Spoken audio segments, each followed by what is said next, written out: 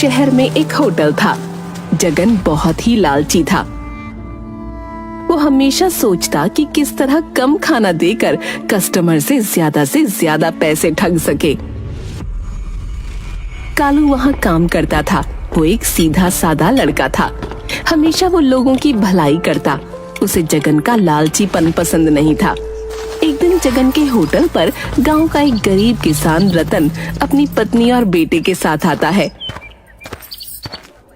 देखो कालू, ये लोग देहाती भोले भाले लगते हैं। इन्हें पहले पेट भर खाना खिलाओ, उसके बाद बिल दोगुना बना कर देना।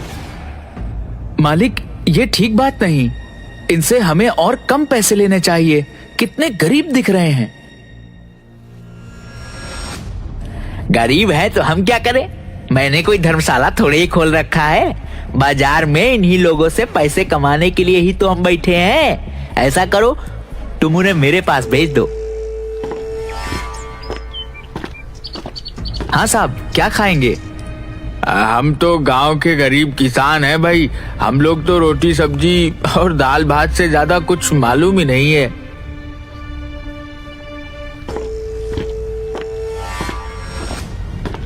अबे कस्टमर को बैठाएगा भी यहाँ बाहर से ही भगा देगा।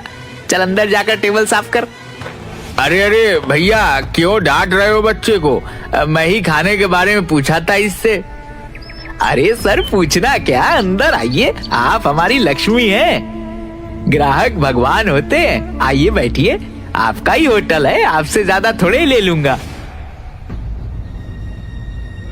अरे वैसी बात नहीं, पूछना जरूरी है ना। जो भी पैसे लाए थे डॉक्टर के फीस और दवाई में चली गई। श्रीमती को भूख लगी थी तो सोचा थोड़ा खाना खिला दूं।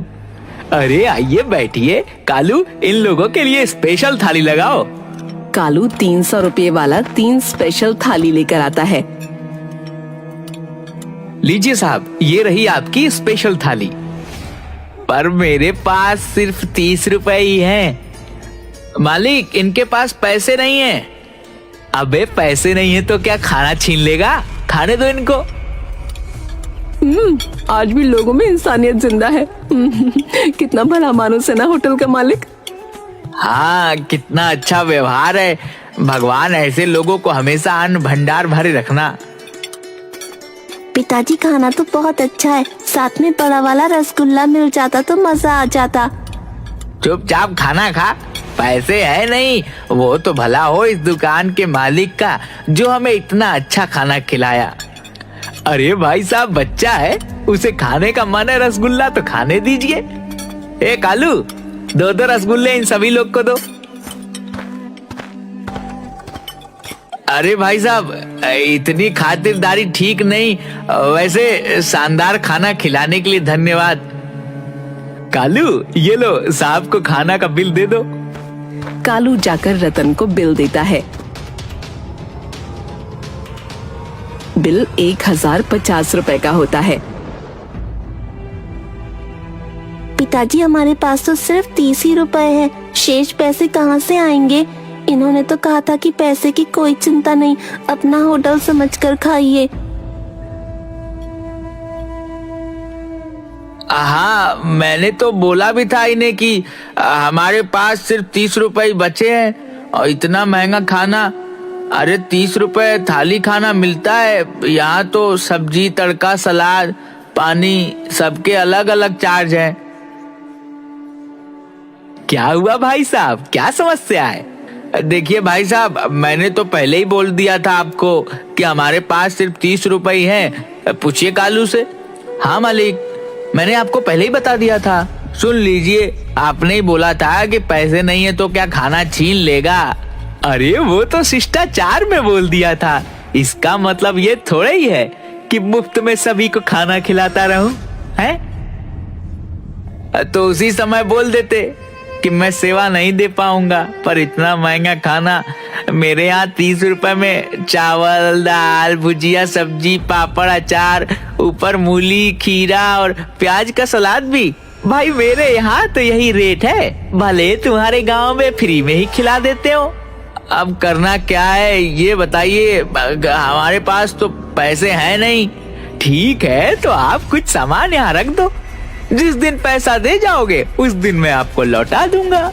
लेकिन मेरे पास तो वैसा कुछ नहीं है जिसे मैं आपके पास गिरवी रख सकूं, है ना? वो जो भाभी जी के गले में मंगलसूत्र है। नहीं, मैं ये मंगलसूत्र नहीं दूंगी। ये मेरे सुहाग की निशानी है, इसे मैं कभी अपने से अलग नहीं कर सकती। जिस दिन से इन्होंने इसे गले में डाला है उस दिन से ये मेरे गले में ही है, कभी मैंने इसको अलग नहीं किया। मालिक, ये अच्छी बात नहीं। मंगलसूत्र किसी औरत का सुहाग होता है। आप मेरी पगार में से पैसे काट लीजिएगा। अच्छा, बहुत आया अपने पगार में से कटवाने वाला। 5,000 पगार ही है, उसमें से 2,000 तुम एडवांस ले चुके हो। अगर ये पैसे काट लिए तो अपने बाप को क्या भेजोगे? कुछ भी हो जाए, ये भी मेरे माँ के समान है और मैं किसी भी माँ को इस तरह बेइज्जत होते नहीं देख सकता। जाओ चाचा, आप लोग जाओ। बेटा, तुम्हारा ये उपकार मैं जीवन भर नहीं भूलूंगा। अगली बार जब भी मैं शहर आऊंगा तुम्हें खोज कर तुम्हारा पैसा लौटा दूंगा। अरे चाचा, पैसा लौटाने की जरूरत नहीं है। यह भी मेरी माँ के समान है। मेरी माँ बचपन में ही गुजर गई थी। माँ का दर्द क्या होता है यह मुझसे अच्छा किसे पता होगा। जुग जुग जियो मेरे बेटे, जरूर तुम्हारी माँ संस्कारों वाली रही होगी। रतन अपने परिवार के साथ वहाँ से चला जाता है। रतन के जाने के बाद जगन कालू को बहुत खरी खोटी सुनाता है।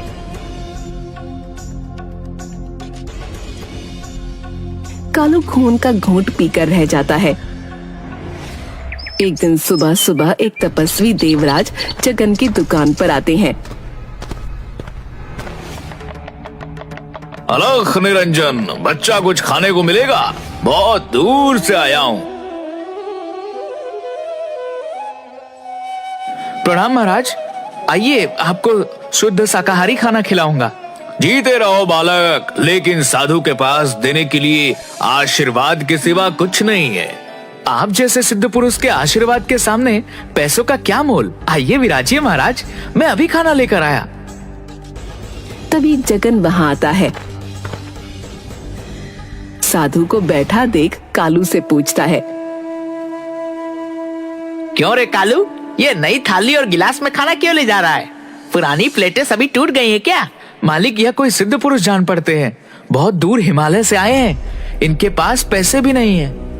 नई थाली में इसलिए खाना दिया हूँ क्योंकि हमारे यहाँ अधिकतर बर्तन मांसाहारी हैं। अपने खाने के लिए औकात तो है नहीं, लेकिन व्यवहार तो ऐसा करते हो जैसे किसी राजा खानदान से हो। चलो जाओ और चुपचाप साधु को बोलो यहाँ भीख नहीं मिलता है, और कहीं और जाकर भीख मांगे। नहीं, मैं ऐसा नहीं कर सकता। किसी को खाना पर से नहीं उठा सकता। ये तो तपस्वी हैं। आप मेरा पगार दीजिए और उसमें से इनका पैसा काट लीजिए। मैं आप जैसे मालिक के यहाँ काम भी नहीं करना चाहता।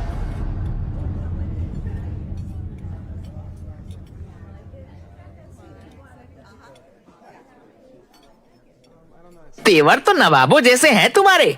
ये लो एडवांस। रतन का और साधु का पैसा काटकर 1950 रुपया है, और फुटो यहाँ से। ठीक है, इसमें से 300 रुपए और रख लो, मेरे आज के खाने का।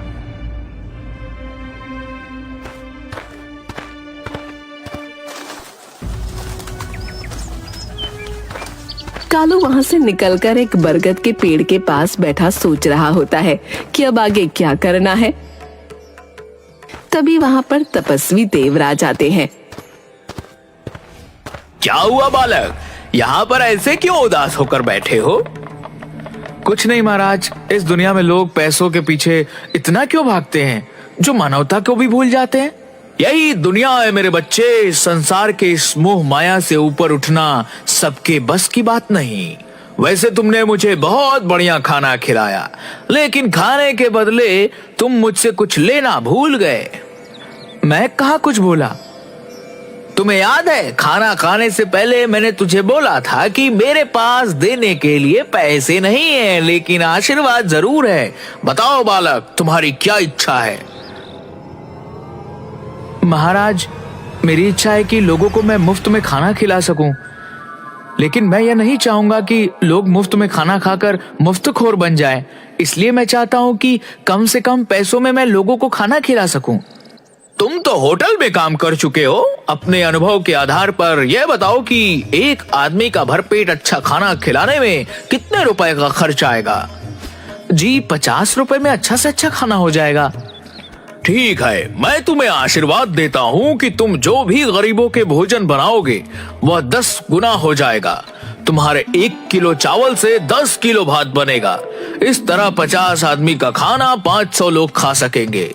वाह, यानी 50 रुपए वाली थाली मात्र 5 रुपए में पड़ेंगे। महाराज, आपने मेरे जीवन के लक्ष्य को बहुत ही आसान बना दिया। तभी रतन कालू को खोजते खोजते वहां पहुंचता है। अरे कालू, तुम यहाँ बैठे हो? मैं तुम्हें होटल में खोज रहा था। पता चला कि तुम काम छोड़ चुके हो। ये लो तुम्हारे अमानत। 1050 रुपए। अरे चाचा, मैंने तो पहले ही कहा था कि यह पैसे आपको देने की जरूरत नहीं है। अरे यह तो तुम्हारी अमानत मेरे पास थी। वक्त पर तुमने मेरी इज्जत बचाई, यही काफी थी। उसके लिए फिर से एक बार धन्यवाद। ठीक है चाचा, आपने पैसे बहुत समय पर दिए हैं। अब मैं अपने पास के 3000 जो 15,000 रुपए के बराबर है, उससे सस्ता होटल खोल सकूंगा। यह तो बहुत अच्छी बात सोची है तुमने। मेरा बेटा बंकू ऐसे ही बैठा रहता है, उसे भी अपने साथ इस होटल में रख लो। जी जरूर चाचा, मुझे अभी कई ईमानदार साथियों की जरूरत पड़ेगी। ठीक है बेटा, अब मैं चलता हूँ। तुम अपनी इसी ईमानदारी और जज्बे को हमेशा बनाए रखना। जी महाराज, प्रणाम।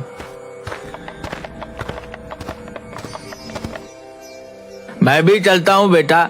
कल से बंकू तुम्हारे होटल में काम करने आ जाएगा।